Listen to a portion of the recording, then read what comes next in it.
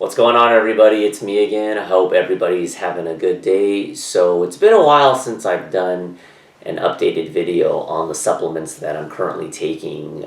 For the most part, everything kind of remains the same with the exception of a few small tweaks here and there based on different brands and trying out new things.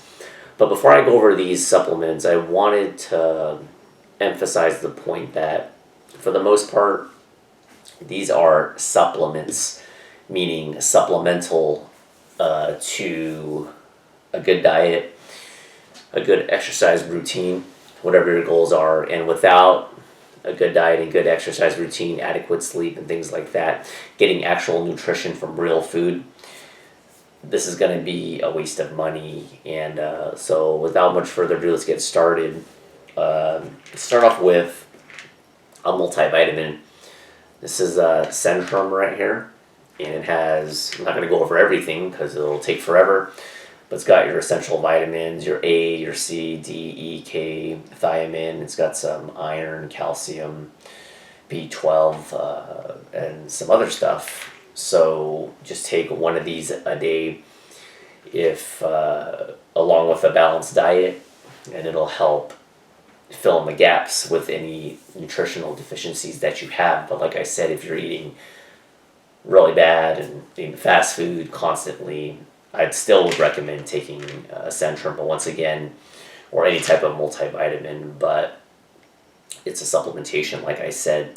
I did experiment a little bit in the past with gummy vitamins, and I'll probably do a video on that soon and get that out, the differences between the two. But even though gummy vitamins taste better, and I love everything gummy, it's one of my weaknesses, this has more vitamins in pill form. So I would rather recommend, or I recommend a pill over the gummy vitamins, but more into detail with a different video in the future.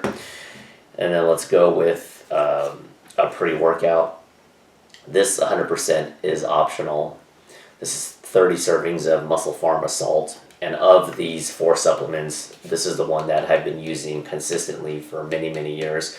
I used to experiment with a lot of different pre-workouts, and I'll put the playlist to all the different reviews I've done in the past if that's your thing.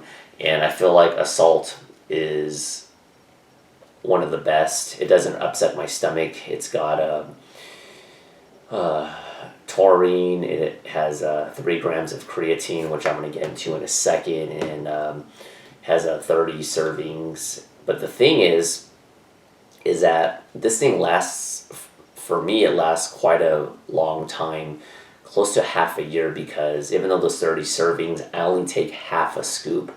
Now, someone who has a bigger frame might need to take a full scoop, but I like to go very minimum in because I don't need to be completely strung out to work out, and also try not to rely too much on the pre-workout. Other factors that can help maximize the effects of a pre-workout would be not to have much caffeine on the side. I know that's not easy for people that are working and very tired and have families and other responsibilities, but as of right now, I don't drink any caffeine whatsoever, very minimal.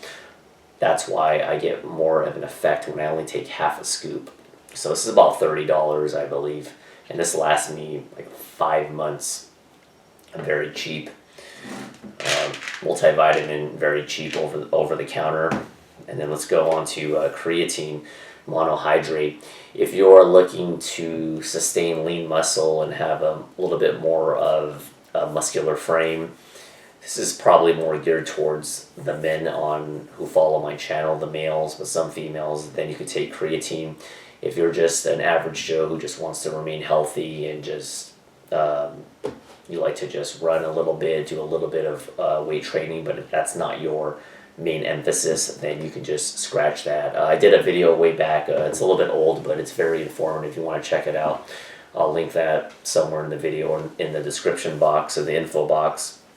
I talk about like 7 or 8 things about creatine that you need to know, but in a quick nutshell, so I don't make this video too long, this will help give you those short bursts of anaerobic respiration, those short bursts of energy that you need when you lift weights and you start lifting more weights and you're trying to overwork your muscles and get to the next level. And creatine definitely helps, but you gotta drink a lot of water. But check out that video if you want more details on that. Last but not least, I would say out of all these supplements, this probably costs the most because I take protein powder pretty much every day.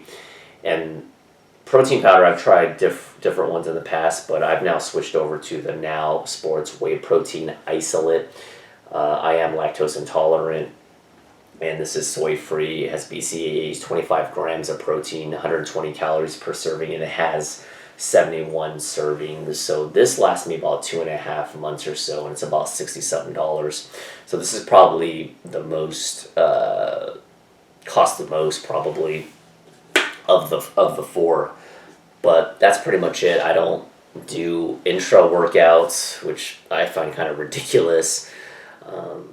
I don't take extra BCAAs. I don't do fish oils. I don't do glucosamine, which I used to. If you want to do that, that's fine, but I try to keep it to the bare minimum. The protein powder is good for me because it's quick. It's fast acting. Not all proteins are digested the same. They're not all treated equal.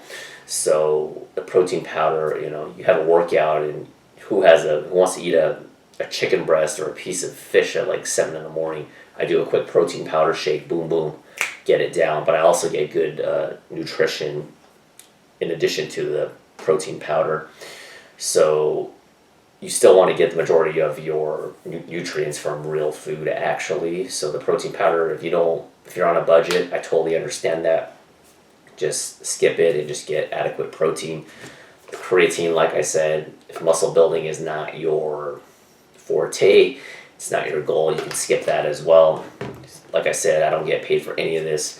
Muscle Farmer Salt, on the days that you're extremely fatigued, you know what I'm talking about, bad day at work, whatever it is, and you're just exhausted and you want to skip a workout, this will help. But don't be that guy that's taking like 2, 3, 4 scoops because you don't feel anything. That means you're building a tolerance, and too much of a tolerance, and it's not a good thing. And then I do recommend everyone to take a multivitamin, because even though you have a well-balanced diet, there's always going to be some deficiencies here and there, so it's always safe to supplement with a multivitamin. So hopefully that video was helpful. It gives you some insight into what I take. Like I said, these are optional. At the very least, maybe just get a multivitamin, and then from there, a cheaper option would be like black coffee or something, but coffee messes up with my stomach, which is another reason why I take this. Black coffee is a cheap alternative. So that's about it, guys. Thanks for watching. Comments or questions are always welcome. If you have any specific questions about supplements in general, let me know, and I'll talk to you in the next video. Bye.